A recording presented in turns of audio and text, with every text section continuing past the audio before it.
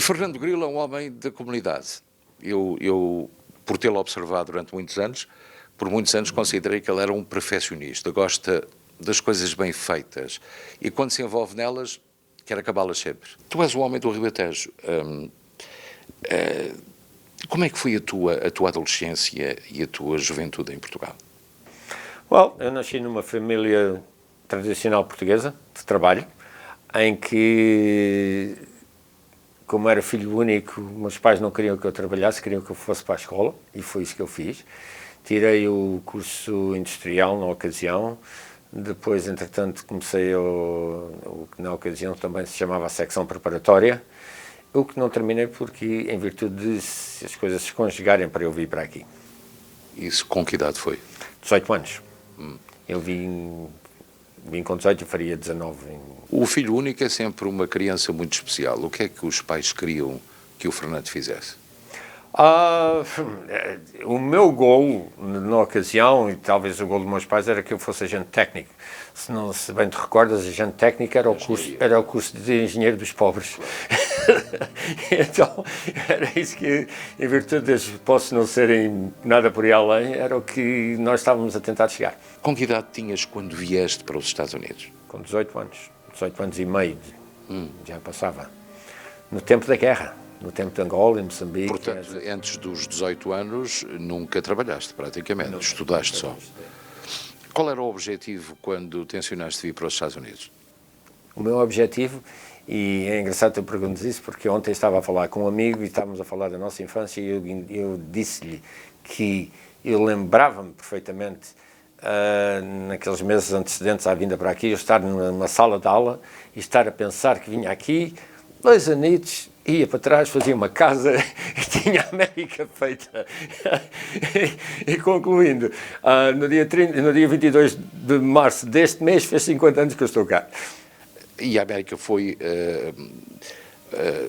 mais difícil ou menos difícil do que aquilo que imaginavas quando vieste?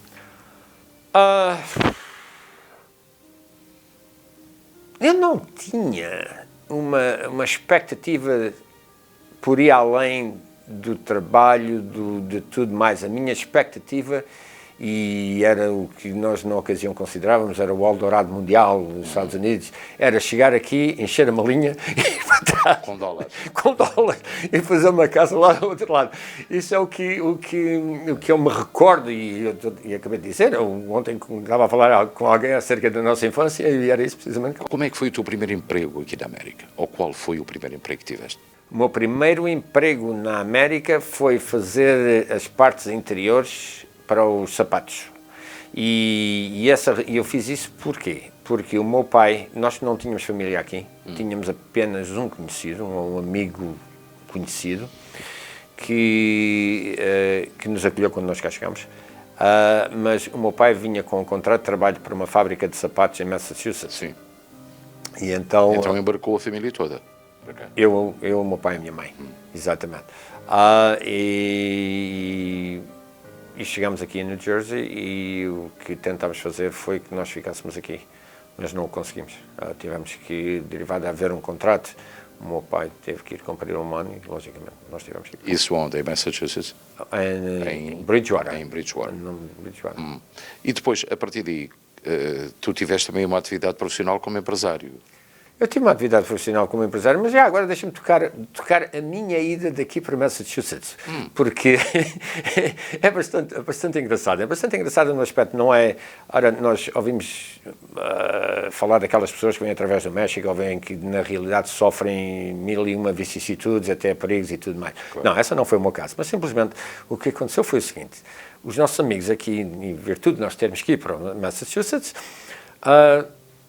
com as nossas malas, puseram-nos no comboio, para Nova Iorque, despacharam-nos, puseram-nos no comboio, deram-nos um papel com o nome da estação que nós havíamos de sair, deram um papel com o nome da estação ao revisor e era suposto estar lá um senhor à nossa espera. Que estava ou não estava? Estava. O senhor que nós não conhecíamos. Só, entretanto, entramos no comboio, aquele comboio é daquele estilo que para em todas as estações e apiadeiros. Passou-se 2 horas. Passou-se 2 horas e nós começámos a ficar preocupados. Eu não falava inglês, logicamente meus pais muito menos. E começámos a ficar preocupados. Então o revisor veio, pôs o papel na mão, em frente aos olhos. Ele disse, tem calma, senta-te, ok? Nós sentados, e até que, passadas outras 2 horas, foram 4 horas de viagem, antes de chegarmos ao destino, ele chegou ao pé de nós, levanta-se para a porta e tal, e nós lá fomos com a maleta e tal, para a porta, e saímos.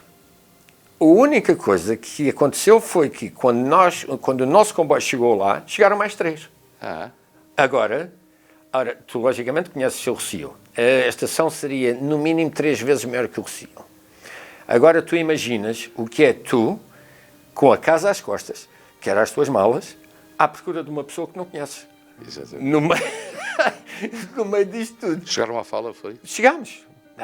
Deixámos aquilo acalmar e, entretanto, do outro lado, a pessoa também não nos conhecia, simplesmente sabia que era um casal com um filho, e passado, sei lá, 15, 20 minutos, quando as coisas se acalmaram, eu fui à procura de um sujeito que parecesse português e que, na realidade, era o sujeito certo, tivemos sorte, porque ele também andava à nossa procura, esse que nós nos procurámos um ao outro.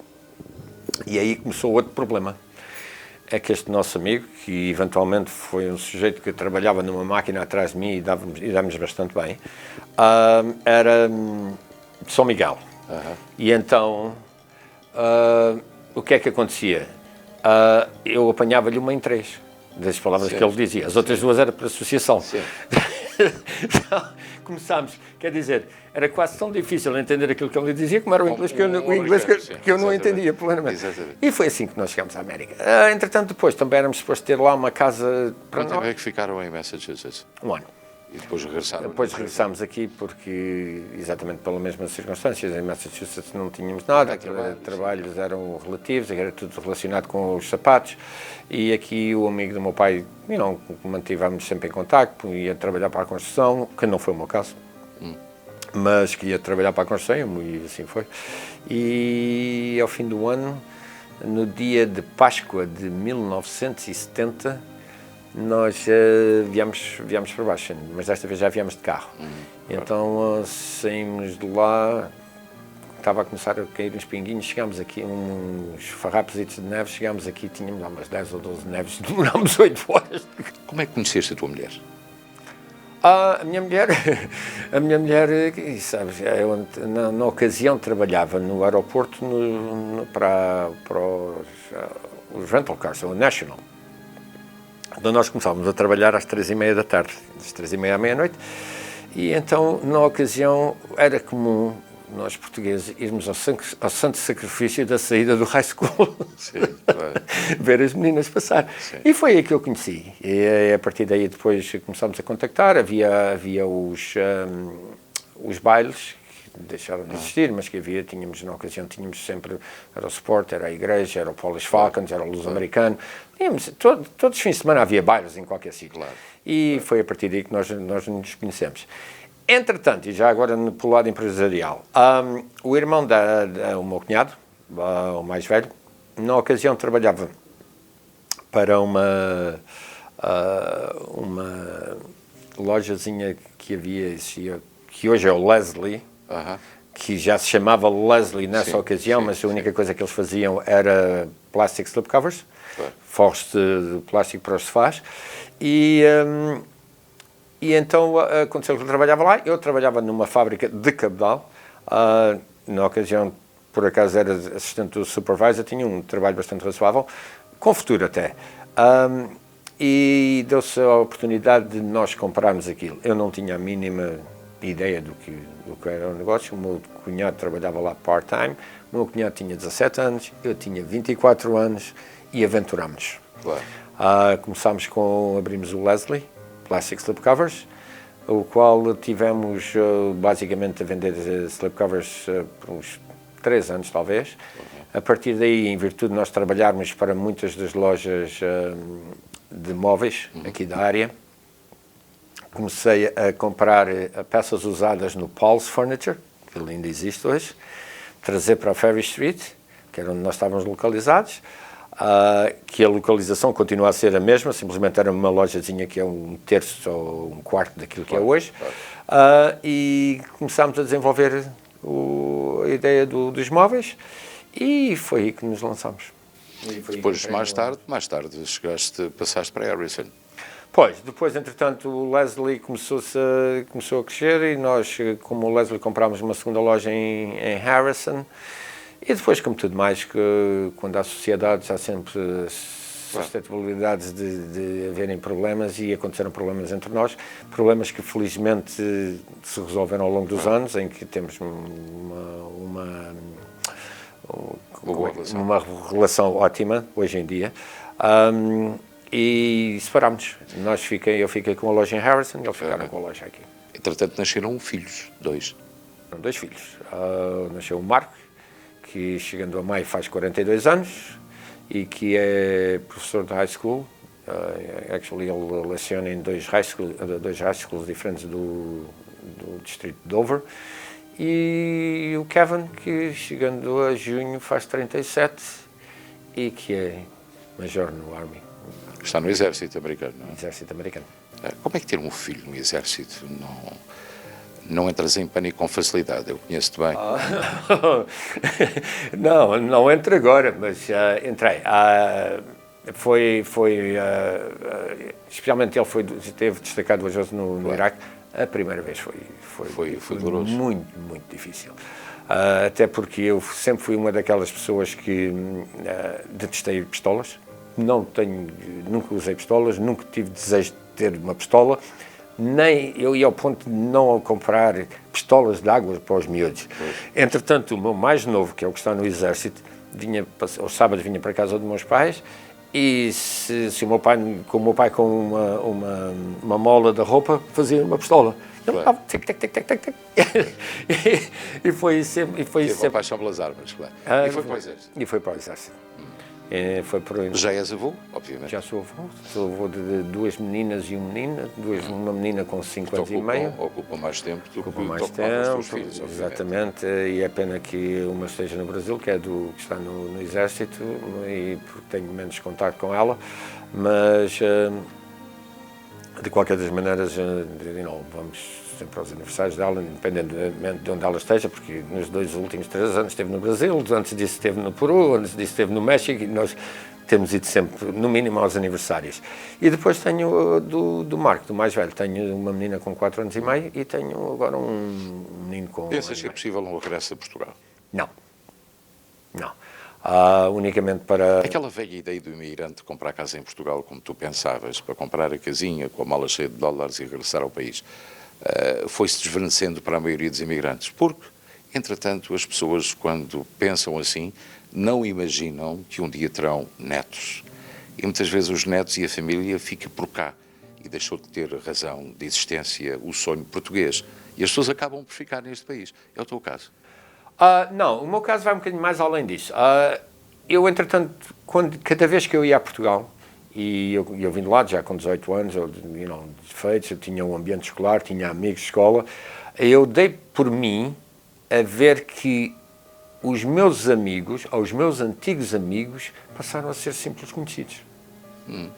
Eu não entrava no círculo de amizades deles. Eu chegava lá, o Grilo, estás bom, mas não sei o quê, presente verde, então, mas olha, está logo. Pois. Em contrapartida, se lá está, olha, a gente vai ali, queres ir, mas não sei o quê. Foi uma situação totalmente diferente. Não quer dizer com isto que se eu voltasse a coisa talvez não chegasse ao mesmo. Sim, mas não é o objetivo. Não é. Como tu disseste bem, os netos aparecem. E depois, é como tudo mais, nós habituamos-nos a um estilo de vida totalmente diferente. Claro. Nós adoramos o nosso país, eu adoro o nosso país, eu vou lá passar os meus 2 meses de férias no verão, tudo mais, adoro lá estar, mas chegas a determinada altura, tiveste uma vida boa? Tive uma vida feliz, bastante feliz até. Tive uma vida que tive sempre basicamente o que necessitei para o meu dia-a-dia, que era a minha maior ambição, era não ter dificuldades na vida.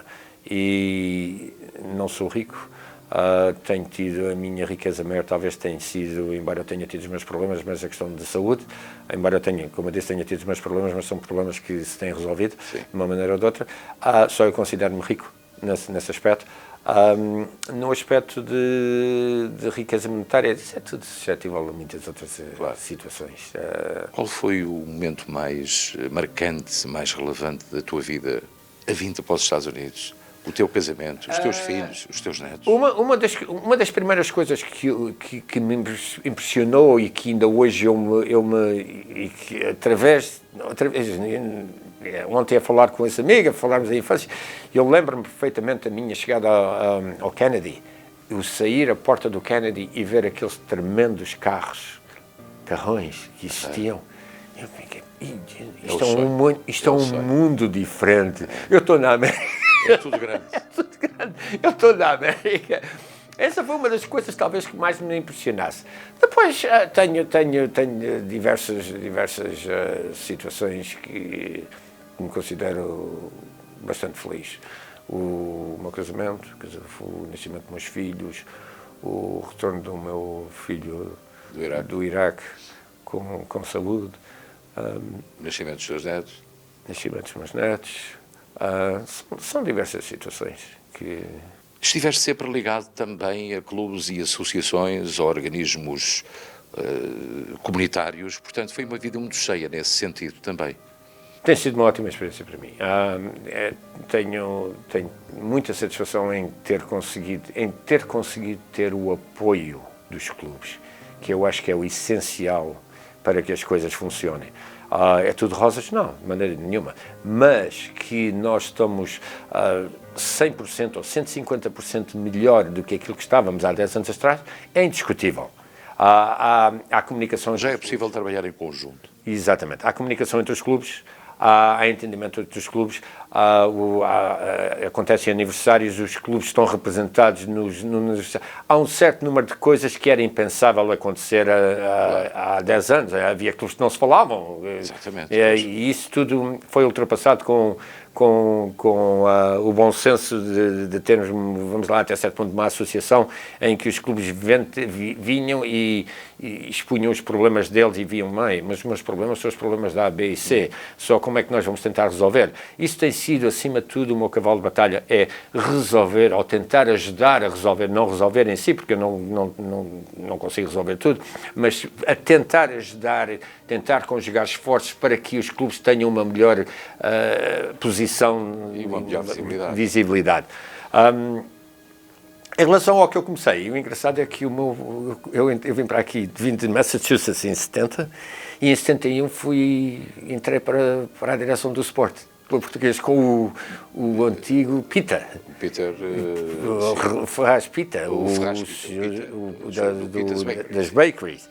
E foi aí que foi o meu batismo aqui. E depois Casa do Ribatejo, muitos anos mais tarde. Não, depois disso foi como é que se chamava aquele diário do Sarava, o Portuguese News. Uhum. Ok, sim. Também fiz parte do Portuguese News. Depois do Portuguese News, entretanto, passados uns anos, começou a haver as escolas portuguesas aqui nos clubes, e eu fiz parte da qual estive envolvido, com uma aula de cerca de 17 anos, da Escola Portuguesa de St. James, onde fui de tudo um pouco, saindo, quando aquilo acabou, quando não havia miúdos para manter a escola, em que já era o presidente há uma série de anos. E depois, entretanto, a partir daí é que apareceu a Casa do Ribatejo, onde já sou presidente da Assembleia Geral há cerca de 18 anos. Falámos do passado há pouco, mas não falámos do futuro. Ainda és um homem com ambições? Ainda tens ambições? Também já foste presidente do Dia de Portugal em Newark. E teve muito prazer nisso. Foi uns 5 anos muito agradáveis para mim, de muito trabalho. Aliás, foi das coisas em que foi mais trabalhosas. No último mês ou 2, eu diria que era um trabalho em full time. Tive a possibilidade de o fazer, porque já estava retirado nessa ocasião. Deu-me um tremendo prazer em fazer isso, embora nem tudo fosse em rosas, mas deu-me um tremendo prazer ao que nós conseguimos.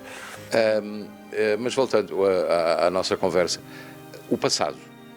E ambições para o futuro? O que é que se tenciona fazer em termos de futuro? Tens algumas ambições ou alguns planos que ainda não tenhas concretamente alcançado? Eu nunca fui uma pessoa extremamente ambiciosa. Eu fui uma pessoa que... Mas há sempre alguma coisa que falta fazer. Sempre tentei ter os pés